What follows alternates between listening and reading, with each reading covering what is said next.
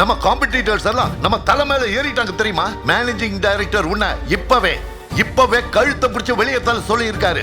So pack up your belongings and leave now.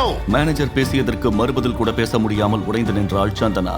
என்ன தவறு செய்தோம் என்று கேட்கும் தைரியம் கூட சந்தனாவுக்கு இல்லை. கண்கள் கலங்கியபடி ஆபீஸை விட்டு வெளியேறினாள். கடும் கோபத்தோடு வீட்டுக்கு வந்த சந்தனா மேனேஜர் அவள் மீது இறக்கி வைத்த கோபம் மொத்தத்தையும் காரணமே இல்லாமல் ஹரிஷ் மீது இறக்க ஆரம்பித்தாள். நீ எல்லாம் ஒரு ஆம்பளையாடா? பொம்பளை மாதிரி துணி துவைச்சுக்கிட்டு சமைச்சு போட்டுக்கிட்டு பாத்திரம் கழுவிக்கிட்டு வீட்லயே இருக்க, வேற வேலையே இல்லையாடா?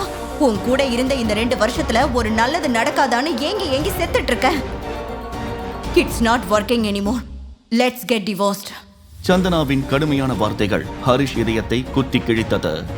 ஆடம்பரமான பங்களாவில் ராணி போல வாழ்ந்து கொண்டிருந்த சந்தனாவுக்கு ஹரிஷ் உடனான திருமண வாழ்வு முழுவதும் அடுப்பங்கரையில் போவது போல இருந்தது. ஹரிஷுடன் அவள் இணைந்து வாழ்ந்த வாழ்க்கையில் அவளுக்கு கிடைத்தது என்னவோ அவமானம் மட்டும்தான். சந்தனா மீண்டும் தன்னுடைய குடும்பத்தில் சேர்ந்து கொள்வதற்காக தன் அப்பாவிடம் மன்னிப்பு கேட்டு கெஞ்சிக் கொண்டிருந்தாள். ஆனால் அதற்கு சந்தனாவின் அப்பா மதிவாணன் வைத்த நிபந்தனையை கேட்டுதான் சந்தனாவிற்கு தலை சுத்த ஆரம்பித்தது. முழு வீடியோவை பாக்கெட் FM தமிழ் யூடியூப் சேனலில் கண்டு மகிழுங்கள்.